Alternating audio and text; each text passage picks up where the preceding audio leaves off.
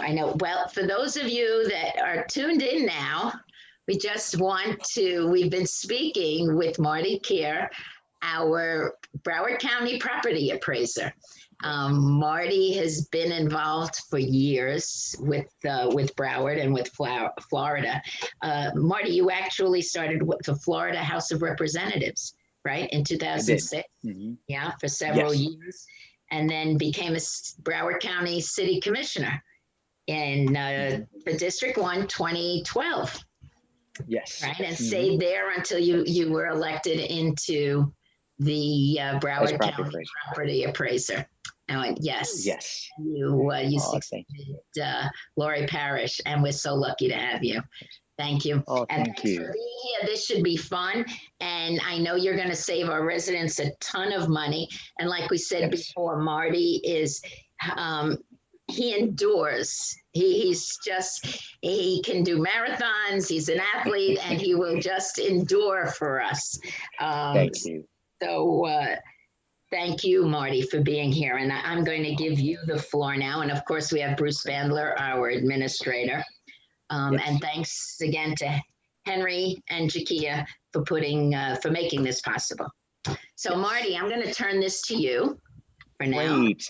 Good. Oh, well, thank you so much, Jackie. And thank you so much, Bruce. I appreciate you so much having me on today.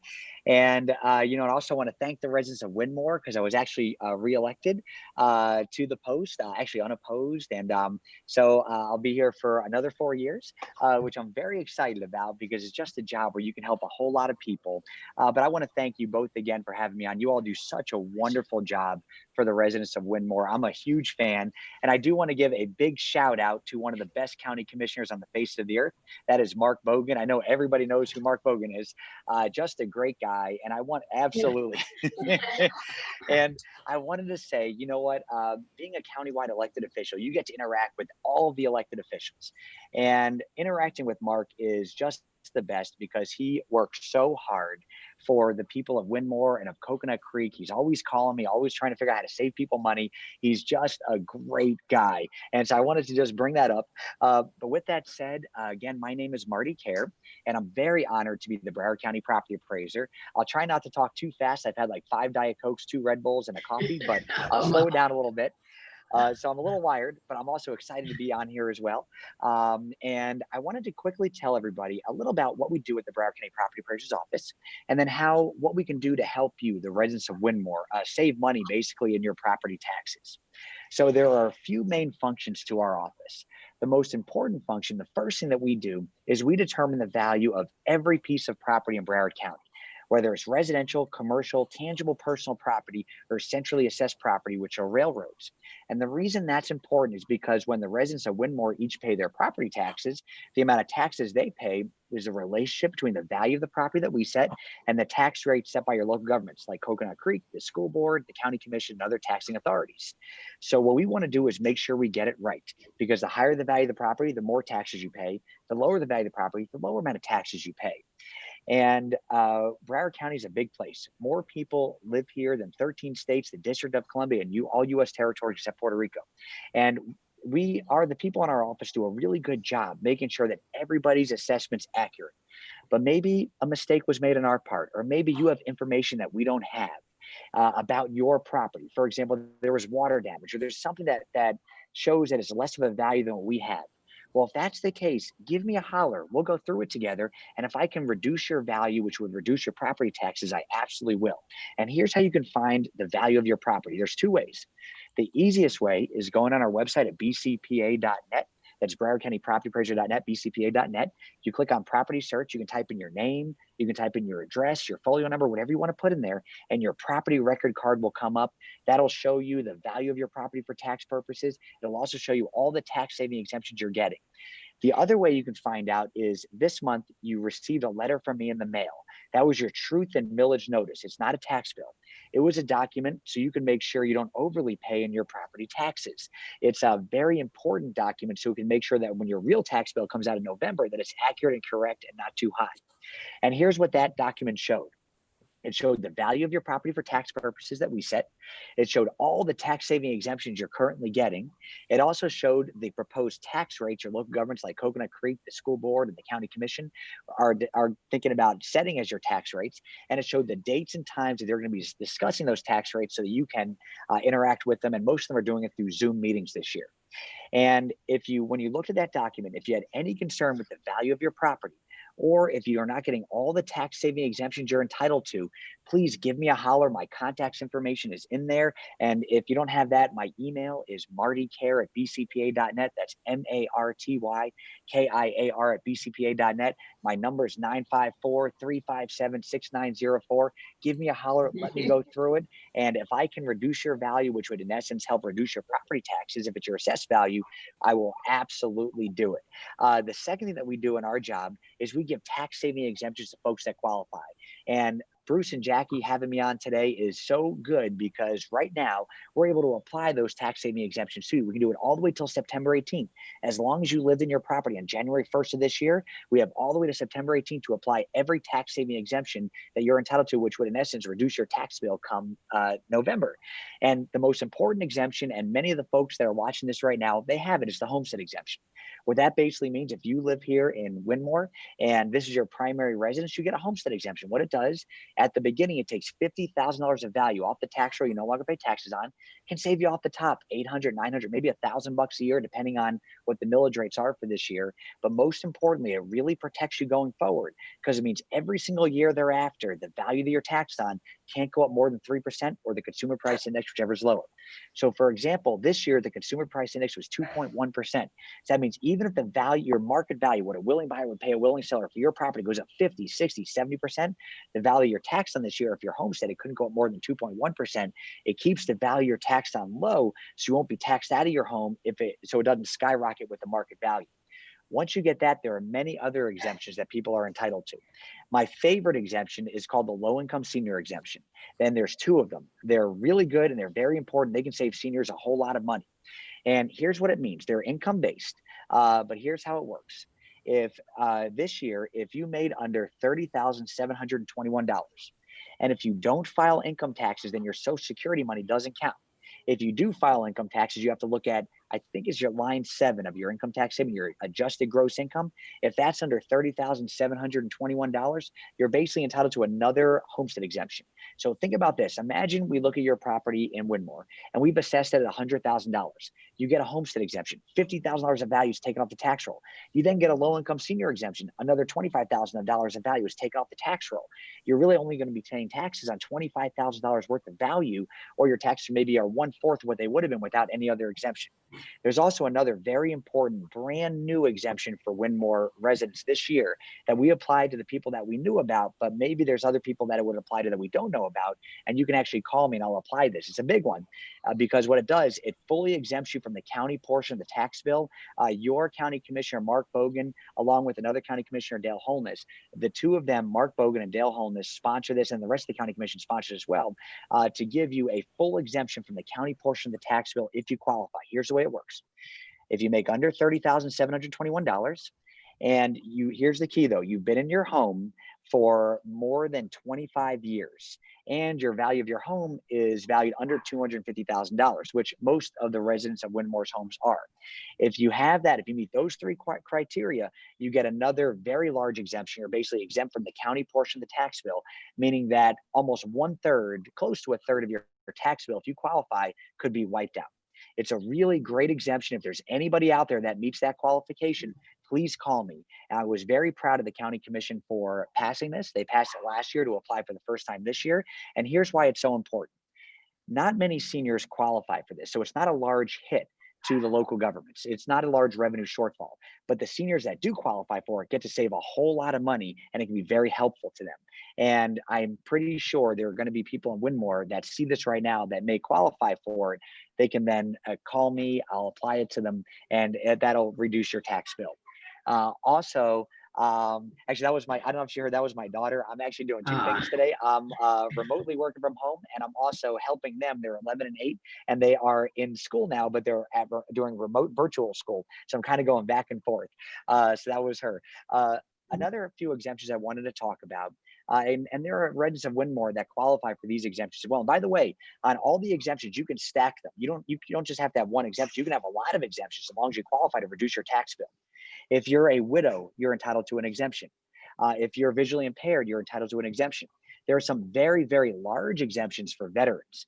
And let me give you an example. If you have a disability and service connected, if you're a veteran and you are 100% disabled and that disability is service connected, you're fully exempt from paying all property taxes to every taxing authority. That can save you thousands of dollars a year.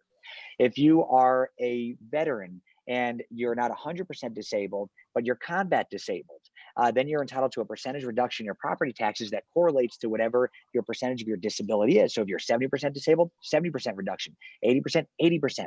If you're not combat disabled, you're not 100% disabled, but you're still disabled and is service connected, then you're still entitled to a pretty large reduction in your taxes. I wanted to bring those up. Those are just a few of the exemptions that we have. You also have exemptions for folks with disabilities who are confined to wheelchairs and other disabilities. Please go on our website at bcpa.net, click on exemptions. And if there's something that you're not getting that you're entitled to, please call me, please email me. I'll make sure that we apply it so that when your real tax bill comes out in November, it'll have those reductions in there. You have all the way till September 18th to do that. One other thing that I wanted to talk about before I answered any questions was one more thing that can save you a lot of money that I think is very important is called portability. Portability applies to everybody. And it allows you to move from one home to another home and not be taxed out of that home. Maybe some people that are watching this right now moved last year from somewhere else to Winmore, or maybe somebody from Winmore is thinking about moving somewhere else in Florida. Well, if you do that, you can take a portion of the value you don't pay taxes on to your new home and not pay taxes on it. Here's the way it works. Once you bought your home, you filed for homestead. And when you did that, again, it kicked into that cap that we spoke about, that kicked into place, that assessment cap, basically meaning that every year thereafter, the value you're taxed on couldn't go up more than 3% or the consumer price index, whichever is lower. So over time, that value stays low while your market value can get much higher. And you have all this value in between you don't pay taxes on. So what you can do, if you buy a home of equal value or greater value, you can take that entire value with you to your new home and not pay taxes on it. If you buy a home of lower value, you take a percentage of it. It can save you a lot of money, potentially thousands of dollars every single year. And you can use it as many times as you want. You can use it all throughout the state of Florida. So if you're in that boat as well, give me a holler. I'll make sure we apply your portability value. With that said, I can go on and on forever. Jackie and Bruce, I just think this is awesome. I'm so excited to talk to the residents of Winmore. Is there any questions that I can answer? I think Marty, I saw we have a some lot in of the questions. Q&A. Yeah, we do have a lot of questions here. First one is, in general, we know you don't have your notes with you, but why did some taxes go up and the other ones go down? School taxes, fire? Sure, that's a great question. So the way it works is, so our office, all we do is we determine the value of property and we give tax saving exemptions. That's only a portion of how you pay your property tax, what your taxes are paid on. What happens is we then give those values to the local governments, like the school board, the county commission, the municipalities, and then they set their tax rates to determine how much money they want to bring in. So every single year, every single taxing authority from Coconut Creek to the county commission to the school board is looking at their value and they're setting a tax rate on that to determine how much they want to bring in. So what occurs is every single year, the different taxing authorities will figure out how much money they need to have, and then they'll set their tax rates. Some taxing authorities will increase their tax rates to cover revenue shortfalls. Some will decrease them. Others will also keep their tax rates the same. And then what happens is your tax will go up a tad because your values will have gone up a little bit. If you're homesteaded, for example, if Coconut Creek this year keeps its tax rate the same, if you're a homesteaded property owner, the value you're taxing will go up 2.1%. That's a few dollars in property taxes. But if they decrease it, it's up to them. So that's the reason why each municipality and all the taxing authorities have different amounts that they bring in and why it can go up and down per each one, which would affect your overall amount of property taxes. I know there are residents of Winmore that aren't homestead. For example, maybe this is your second home. You may not, you may live in New York full time, and then you have where you have an exemption, then you may move here. Well, if you're a non-homesteaded property owner, then what occurs is the value that you're taxed on can't go up more than 10%. But every single year, there's been a lot of sales in Winmore, and that value, the market value, keeps going up more than 10%. But the school portion of your property, of that value, can go up as high as the market value. There's no cap there. So if you're non-homesteaded, generally your taxes will go up a little bit more. I hope I answered that question. It was a great question, but there's a lot of components to it. But just to let you know, this year, if you're concerned about the amount of property taxes you pay, or if you're concerned about the millage rates, the tax rates your local governments are thinking about setting, they're just now, all of the taxing authorities, including Coconut Creek, are about to have their budget hearings. Definitely jump up on Zoom. You could find that information, the trim notes we sent, we're going on their website, and you can let them know if you like their tax rate, or if you would like them to reduce it, or to give them your thoughts. And I know you have some very responsive commissioners in Coconut Creek, and I know they'll listen. Marty, we have a SAT question for you now. Oh, okay. I sold my home in 2018 and had a homestead exemption. I rented for 1 year and purchased a condo at Winmore earlier this year. Do I have to reapply for homestead exemption as well as portability? Please clarify. Okay. So I sold my home. I'm going to read it one more time. I sold my home in 2018 and had homestead exemptions. I rented for 1 year and purchased a condo at Winmore earlier this year. Do I need to reapply for homestead exemption as well as portability? Yes, that's a great question. I'm so glad that you asked that. So here's the key. Please today email me at martykiar@bcpa.net. That's martykiar@bcpa.net. Please do that, and we'll get you started on your homestead exemption and portability. There's a good chance, because you sold your home in 2018, 19, that we might be able to, that we should be able to apply portability again for this year, as long as the value that you had before, as long as you contact us before September 18th. So the quicker you get on that, the better it is, where we can make sure that you that your tax bill coming in November will reflect your homestead and hopefully your portability amount. So yes, please. Okay, we had a good one here. This is a good one. As a snowbird, are there any exemptions for us? As snowbird. So that's a great question. There isn't. There's only one protection. So all the exemptions under Florida law, there are in the Constitution. I unfortunately don't have the ability to give people exemptions that are not in the Constitution. So it's basically the law. That's where all the exemptions come from. And there's one exemption. It's not an exemption, but there's one protection for non-homestead property owners, which would be snowbirds if it's not your homestead. And it's a good exemption. It's called the 10% cap. What that basically means is that if you're a non-homesteaded property owner, so you're a snowbird, you have exemptions elsewhere, you have property elsewhere, the value that you're taxed on can't go up more than 10% a year, except for the school portion of the tax bill, which can go up, which doesn't have a cap, but it can still save you a lot of money, because it potentially caps the school, it caps the county, it caps the cities and other taxing authorities. That's really the only protection you have. But if you want to email me at martykiar@bcpa.net, martykiar@bcpa.net, let me look at your property to make sure that it's valued correctly. I promise I won't raise your value, but I'll look to see if there is other data that can give me the opportunity to reduce your value, which could potentially reduce the amount of property taxes you pay. So I would, if that would be, if I can do that before September 18th. Marty, my property value doubled from last year. Has this happened to all Winmore? That's a great question. So has your property values doubled from last year? Now it all depends. So Winmore is a place that people want to live.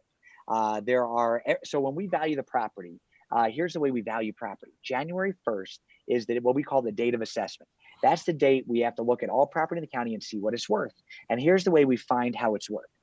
If it's property that is existingly owned property, basically you've owned it for a while, we look at all the comparable sales from the year before in Winmore.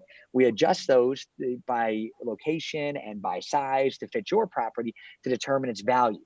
The other way we find is if it's a property that changes hands. So if it's a property that sells, that's a good indication of what the property is worth if it's an arm's length transaction. And Winmore is a place that a lot of people are moving to, where the values are definitely rising. And so if you are a homesteaded property owner, there's a good chance that your market value may have went way up, but the value again, your tax on couldn't go up more than 2.1%. I don't have the full data in front of me, but the one thing I can say is that based on the data, based on the fact that Winmore is a great place to live and people want to live there, based on the fact that Jackie and Bruce provide amazing services, people want to move in. It is definitely a place where values, I think, are going to continue to rise. It's just really a great place. Marty, I just moved into Winmore 3 weeks ago. Can I apply for homestead exemption online now? If not, when? Great question. So here's the way it works. Right now you just moved in. So when the tax bill comes in November, that is going to reflect what the property tax that the last owner was supposed to pay. So we look again at our date of assessment is January 1st. So your tax bill in November that's coming out is based on what was the property like on January 1st, 2020, and who owned it.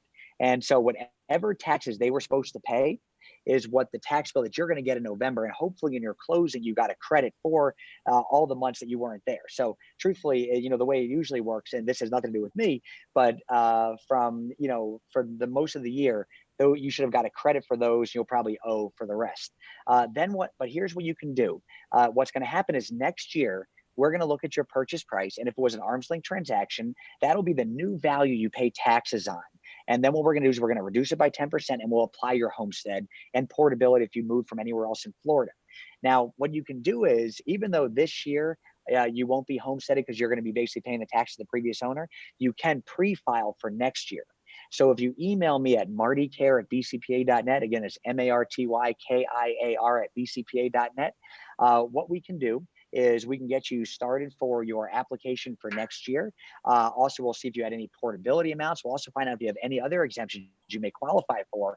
We'll get those all set in stone so you don't have to worry about it next year. It'll be all done. And when your tax bill comes out in November 2021, it'll reflect your homestead exemption. Marty, as a senior, do I get any relief for school taxes? That's a great question, right? It is. I get that a lot. And I understand where people come from.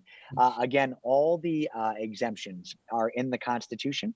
And there's no exemption for seniors or anybody that doesn't have kids in school. So the school taxes right now is something that everybody with property has to pay unless you qualify for an exemption that exempts you from paying taxes. So if you are a totally and permanently disabled veteran and you're 100% disabled, you would not pay any taxes, which would include the school taxes. But if you don't qualify for any of those exemptions and you still have value you pay taxes on, your value is not zeroed out, then there's nothing under the law currently that would give seniors a break on school taxes. Marty, this lady's mom just passed away in June, and the daughters moved here from out of state in February.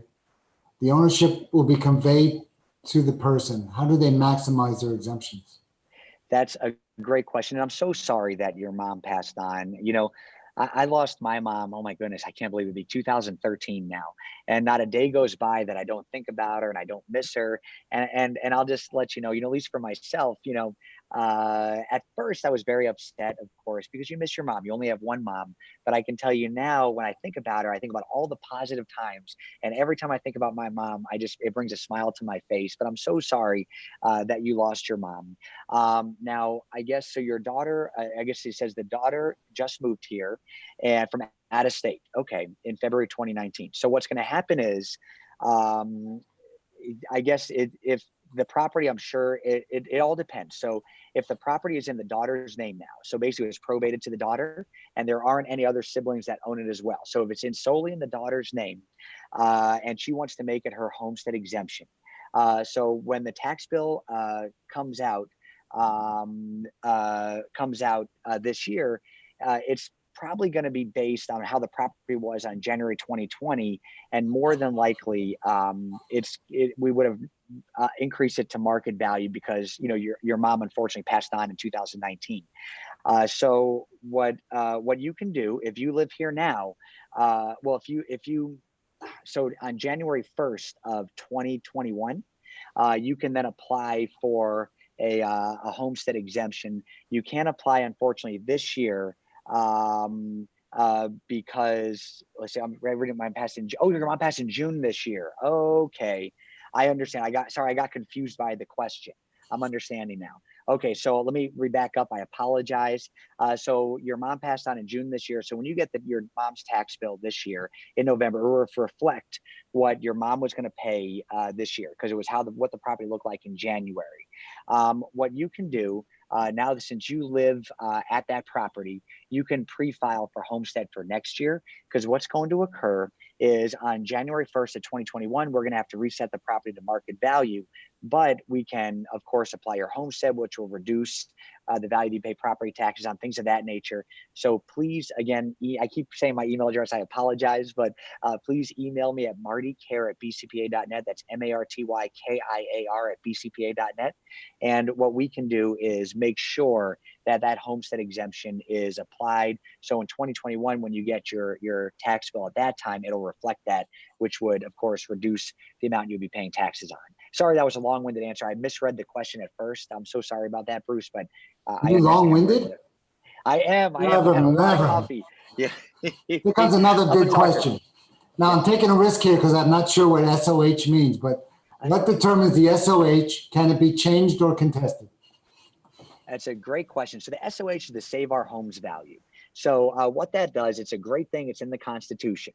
And what determines the SOH, basically, that's the cap every year. So when you're a homesteaded property owner, the value you're taxed on can't go more than 3% or the consumer price index, whichever is lower. That 3% and that consumer price index is what determines what the SOH is going to be. So this year, the consumer price index was 2.1%. That's given to us by the Department of Revenue. So what that did was basically it capped the value that people are taxed on by 2.1%. So if you had homestead for a long time, the value you're taxed on is going to be much lower than your actual market value. You have all this value, that's your Save Our Homes value, you don't pay taxes on. You can move that value. And what you can actually do if you want, if you think that we have your market value too low, you can actually call me and say, Marty, my market value is too low. You have to increase that. And we can do that. That's not going to mess with your taxes. It can increase your market value if that's what the data shows. And that'll give you a greater Save Our Homes value that you could use if you decide to move somewhere else. So I hope I answered your question. That's how the Save Our Homes value is determined. It's really based on, that cap that every year can't go more than 3%. The consumer price index brings you to your assessed value. And then you have your market value, which is basically what a willing buyer would pay a willing seller. And people do actually ask that we increase the market value so they have more Save Our Homes value to be able to port to another property. So hope that answered the question. It was a great question. The widow's exemption, is that only for homesteaders? It is. So I think I always tell people, look at it this way. The homestead exemption is basically I call the gateway exemption, because you can't have any other exemption unless you have a homestead exemption. And so once you get a homestead exemption, then you would qualify for every other exemption you qualify for, including the widow's exemption. But you have to be homesteaded first. Okay. I'm running out of questions here. These are great questions. Well, we're looking for more questions, or if somebody wants to call in. Marty, your office, we talked to them today, and they've said through you that at our afternoon tea once a month, you'll have a representative there for 15 minutes to answer more general questions. And if it's personal and they'll make an appointment with them and talk to them offline. Yes. So thank you for that. Absolutely. Oh, thank you, Bruce. I truly appreciate you allowing our staff to be there. The great thing about my job, like I said, is you just get to help people and you get to help them save money.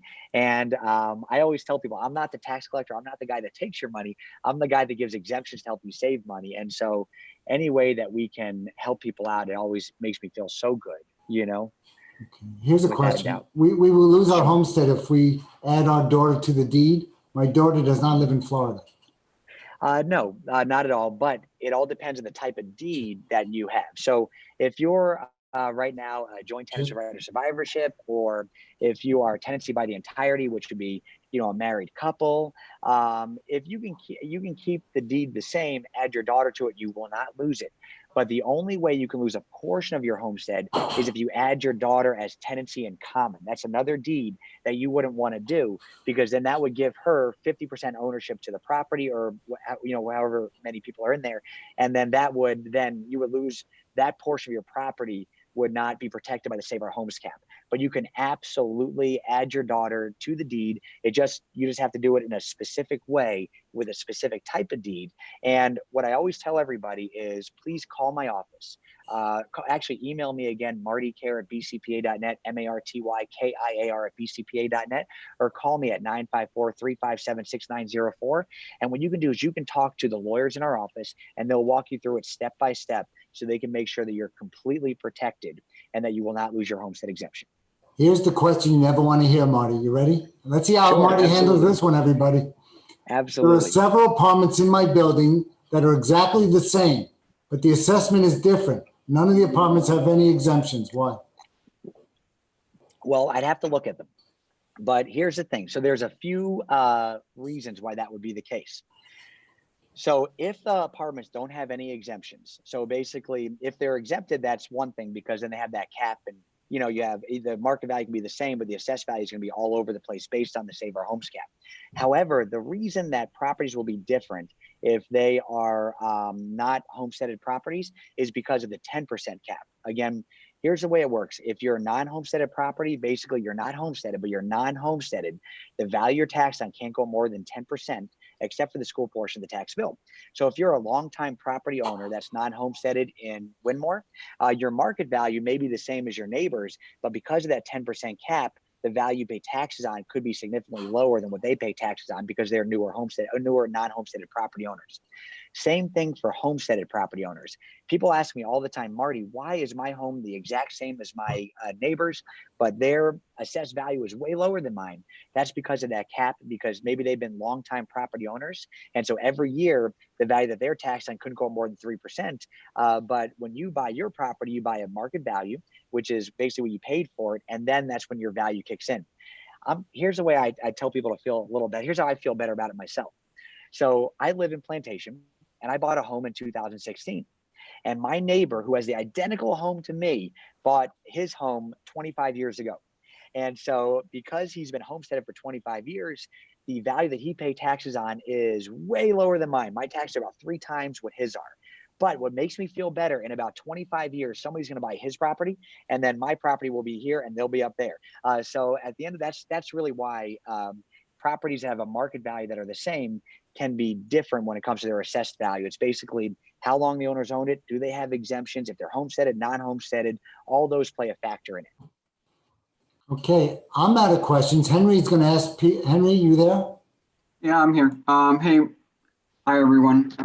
Hey, Henry. For those of the, I've been listening, and great questions from everyone. If anybody is too shy to use the QA button and actually wants to speak up, they have the ability to raise their hand at the bottom of your screen. There is a raise hand button. If you press that button, I can see that you actually want to ask a question, and I will just unmute you so you can speak.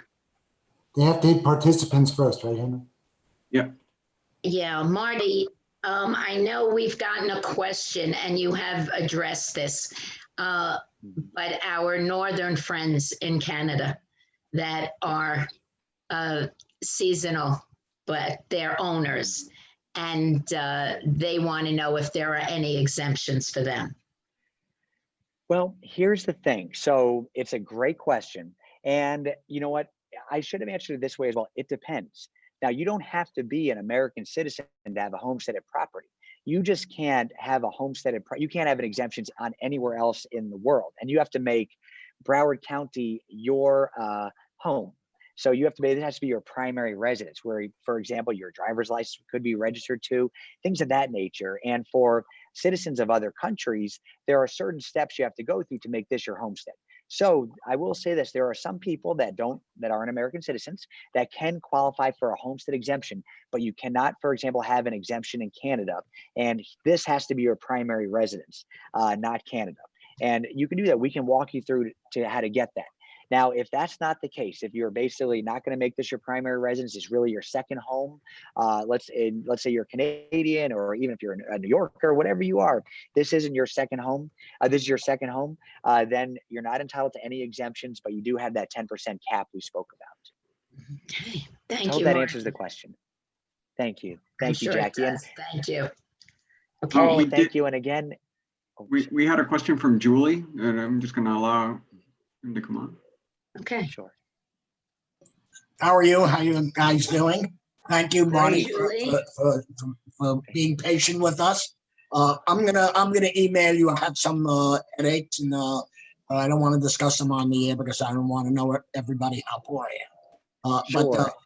There is a second exemption that's taking place. Is that correct? Our Yes. general exemption is 25,000. Mhm. Now It is.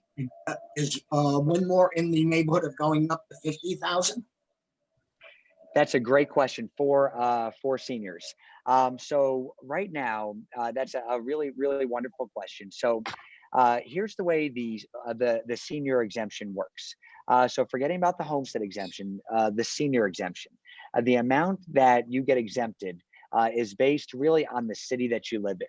Now, the county, for example, led by Commissioner Mark Bogan and also his colleague Dale Holness, they were able to exempt. They brought on the county portion of the tax bill. They are at the full $50,000 of value is exempt for seniors on the county portion. Also, you have the long-term exemption where you can be fully exempt from paying taxes on the county side. Now, Coconut Creek doesn't have the super senior long-term exemption. I'm hoping that they will adopt it. I'm going to try to convince them to do it because I think there are some seniors in Winmore that would qualify. Off the top of my head, I'm sorry I don't have the answer to this. I don't recall whether or not Winmore has a $25,000 exemption or a $50,000 exemption for their senior portion of their low-income senior exemption, but I can find that for you.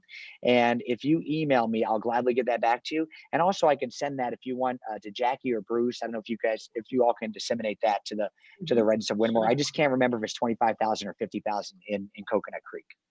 Okay.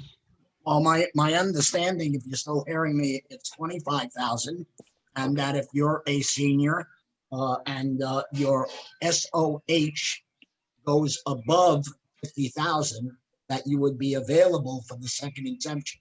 I may not have that in the correct order, but that's what I thought I had read. So yes. Oh, I understand what you're saying. So I'll tell you how it would work for a home in Winmore. And this is why there are some, homes in Winmore where, for example, they pay zero in property taxes, they're zeroed out. So let's say, you made it your homestead, and let's say the property is valued at, let's say $75,000. So the first $25,000 of value, that's your initial homestead exemption. You wouldn't pay any taxes on it. Then the second $25,000 of value, from 25,000 to 50,000, you pay taxes on that. And then from $50,000 to $75,000, your second homestead exemption kicks into effect, and there's no taxes there. But if you qualify for a low-income senior exemption, we then go back to that middle exemption, that 25,000 to 50,000, and then we wipe that out, so you don't pay taxes on it. Now there is, but that depends on. But then if property is valued greater than that, that's where cities that have adopted an even greater senior exemption, where it would kick into effect and knock out more assessed value. Same for the county. I hope that I'm answering your question. I apologize if I'm not. I will email you and not take up any more time. Thank you very much. Marty, here comes a question that might help you on your other question. Okay. Take into account which homes have renovations and which do not when you determine property value. That is such a good question. So here's the way it works. The way that we value property is on a mass appraisal scale. Broward County is so big. We're not fee appraisers. We don't go inside the property. We don't know what the bathrooms look like, the kitchens look like. We really just know how big the property is and its location. And then we look at the year before, all the properties that were similar that sold, adjust them to meet your property to determine a value. Now, every single day, the different cities will send to us all the permits that are pulled from property owners when people are doing renovations. And if the permits show that they're making their kitchen nicer, or they're doing something to the inside of their property, but they're not increasing the footprint of their property, they're not making it bigger, we just disregard those. We don't take those into account when we determine the value of property. The only time renovations will increase the value of your property you pay taxes on is if you make your property bigger. if you increase the square footage. And then if you have a home, for example, if you put a pool in, things of that nature. So that would be the only way. So in Widmore, I mean, they're all condos. So there's not you can't really make the footprint bigger, I guess, unless you get, you're permitted to knock down a wall to a neighbor's property, make it yours. I'm not sure how that could work, but so only if you make the property bigger, would that increase the value you're taxed on. Now, the only time we would ever take into consideration what happened on the inside of the property is really when the property sold. Because when a property sold for an arm's length transaction, that really gives us what the real value of that property is.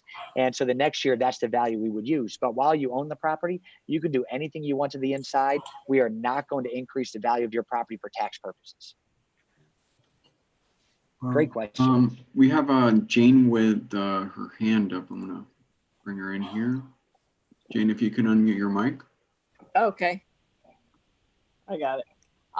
Yeah, I apologize. I got to the meeting a little bit late, but I missed the part about the 10% cap for snowbirds. I mean, I used my condo on and off throughout the year, so not just a snowbird, but it is my second home. Okay. So I didn't know Jane, what that 10% cap was. Sure, that's a great question, Jane. So just a little bit of history on it. In 2008, in 2007, we had a huge market crash. I know everybody remembers that. So then in 2008, that's when the people of Florida wanted to figure out how to spur the real estate market a little bit. So they put in the Constitution portability, the second homestead exemption, and also the 10% cap for non-homestead properties. So what that meant, every year after 2008 that you've owned the property, the value that you're taxed on cannot go up more than 10%, except for the school portion of the tax bill, which goes up with market value. So for long-term non-homesteaded property owners, let's say like yourself, Right. the value that you're taxed on can't go up more than 10% every year, except for the school portion of the tax bill, even if your market value just goes crazy. It's a really good thing. It can definitely save you. It can save you a good amount of money every single year. And we automatically apply that. You don't have to do anything with that. The only way you can, the only way you would lose that is if you yourself change your deed in a way that changes ownership. Okay. All right. Very good. Great Thank question. you. Thank you, Jane. Henry, anybody else?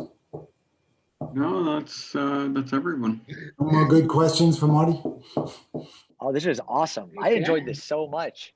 Oh my goodness. I appreciate this. I think this was awesome.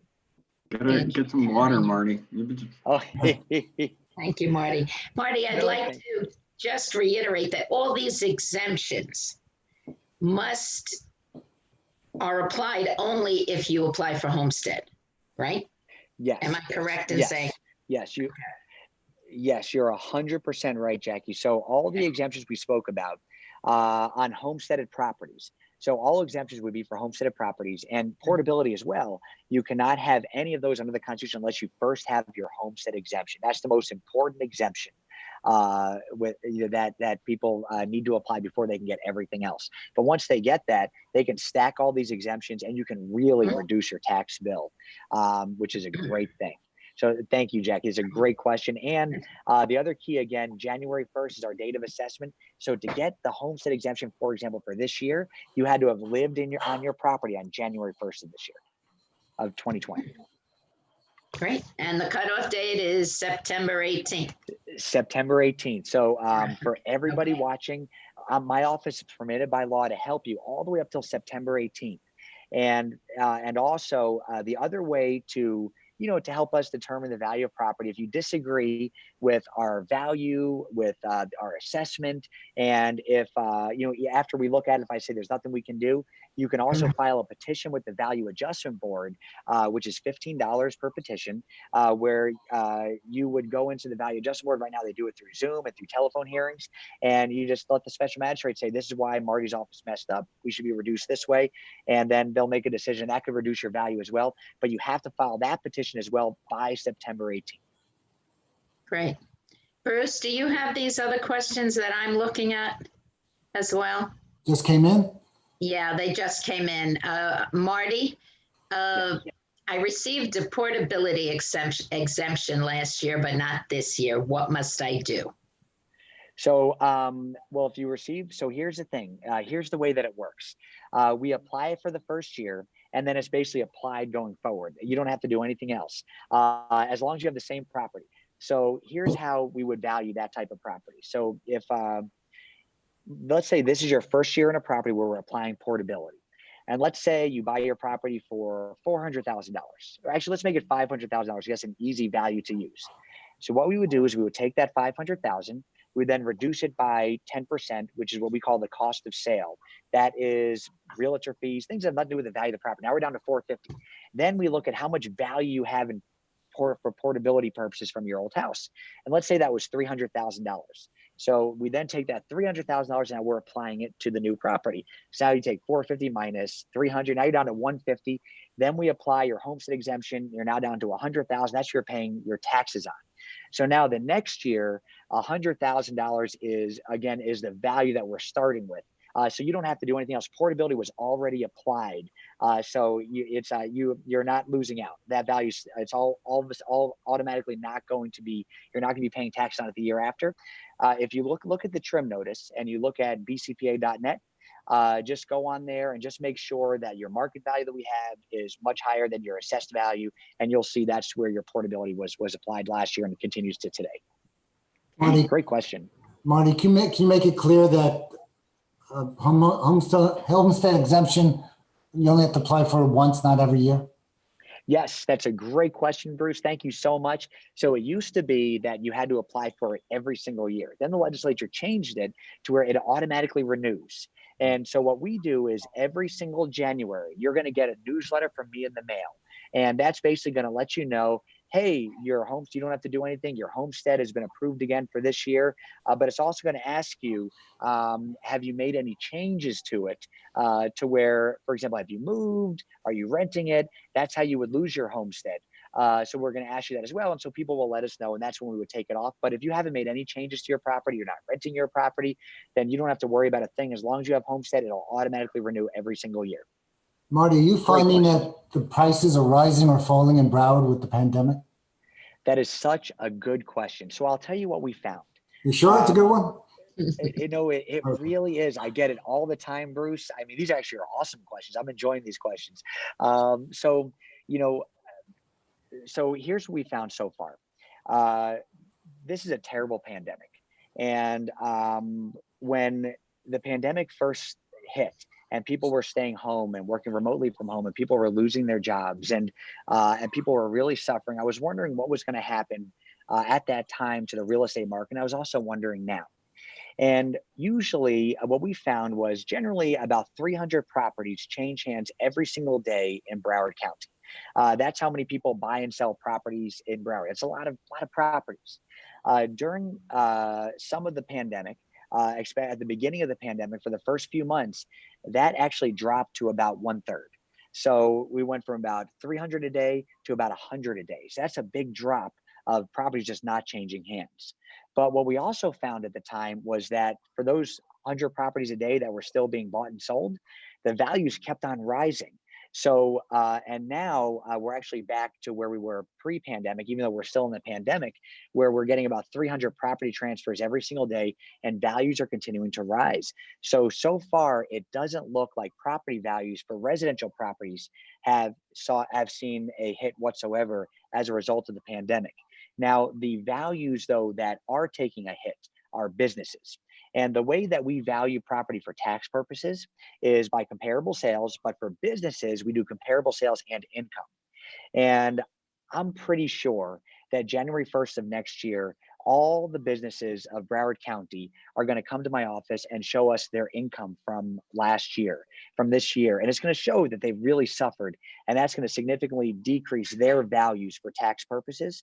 But residential properties, again, we really haven't seen a really big impact from the pandemic just yet, but businesses definitely. Hope that answered the question, Bruce. Mm-hmm. Unmute, Bruce. I do that to be safe. Is there a handicap reduction that we could apply for? It's a great question. There is disability I exemptions. wish I wrote these questions. You love them all. Go ahead. Oh, they're so good. They're so good.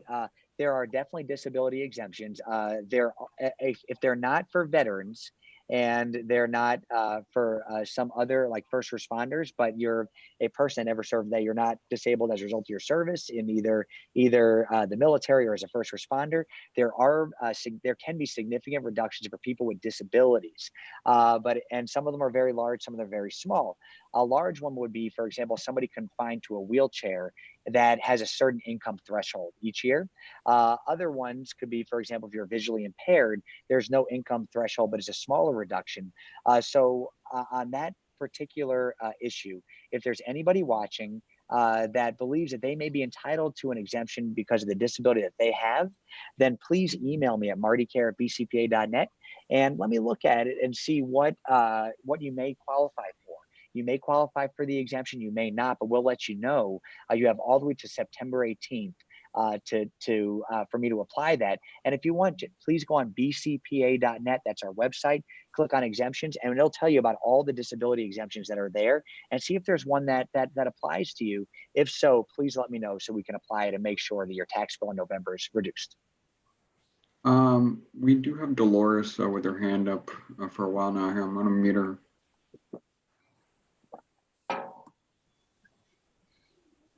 Dolores, please.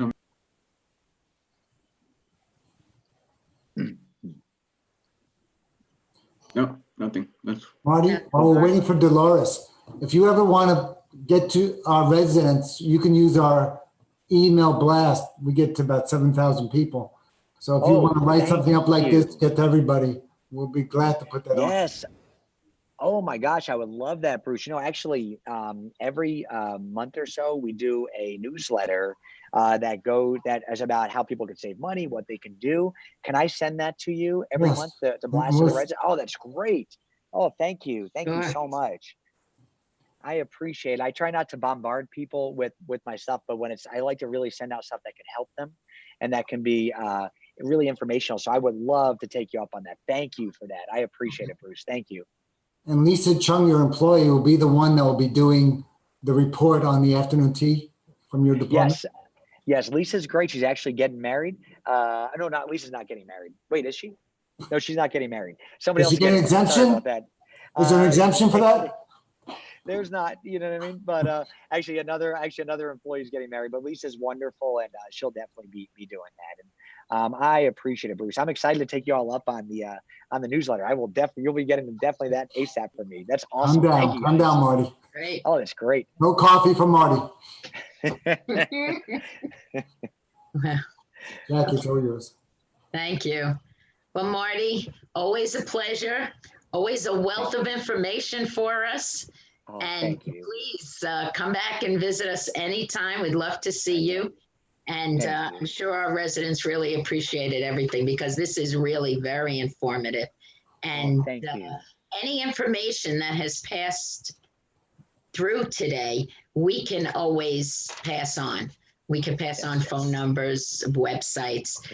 If they have any questions, they can get in touch with our office. So thank you again. Really, always a pleasure. Stay well. Go help your girls with their homework. I will.